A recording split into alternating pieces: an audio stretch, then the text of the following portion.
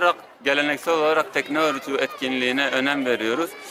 Bu sene de çocuklarımıza sevindirmek adına, onlara oruç sevgisini, Ramazan coşkusunu yaşatmak adına bugün Siirt Üniversitesi kampüsü bahçesindeyiz. Amacımız manevi birlik, beraberliği sağlamak, çocuklarımıza Ramazan sevincini yaşatmak, oruç alışkanlığını alıştırmak.